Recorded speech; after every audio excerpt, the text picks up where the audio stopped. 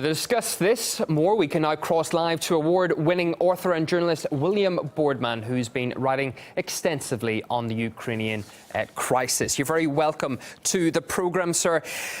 Just first of all, Washington and certain European leaders seem to differ in their certainty over whether Russia is involved in East Ukraine. How is that even possible? And surely they share intelligence on such an important issue in the world today. Well, it's a pleasure to be here, and that's always puzzled me from the beginning. And media coverage has been so slanted in the West, at least. Actually, I don't imagine it's real good anywhere. There's almost nobody on the ground.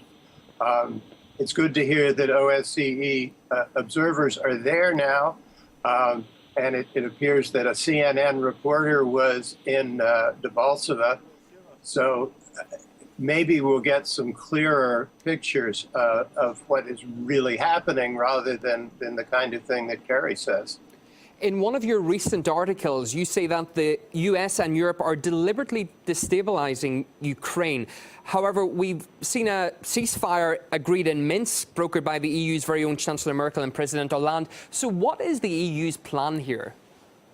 I wish I knew. I mean, the sense I get is that the EU is of several minds, that the United States is pushing for ever more confrontation, as it has for 20 years, and the countries in the EU, from those that are closest to Ukraine, being least enthusiastic about war, except for the Baltic states, and the countries like Germany and France being kind of trying to make it all work, with nobody really wanting it to work with them. I mean, it just looks like a mess to me.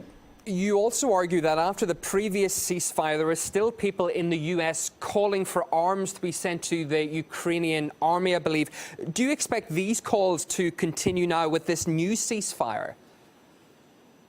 I don't think the ceasefire is going to have a lot of impact on what people in Congress do. I mean, we have a Republican Congress now that is just determined to do what it wants to do, and reality isn't a major factor. Germany's then Foreign Minister Guido Westerwelle, he was among the EU officials who joined opposition leaders on Maidan last year. We've been talking about that. But he rebuffed all allegations of interference by saying that he was merely showing solidarity there. Where, therefore, is the line between solidarity and interference? Well, if you're a foreign officer in the government and you're showing up at somebody else's rebellion, clearly you're interfering. If you're not going to interfere, you don't enter the country.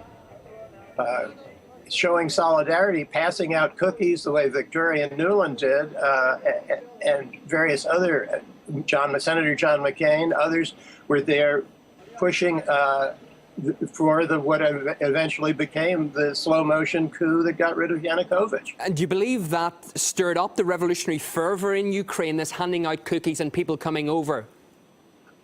I'm more inclined to think that what was going on in Ukraine was Ukrainian, and that the Americans and the Russians played it as they chose. But Ukraine has never been a very settled place.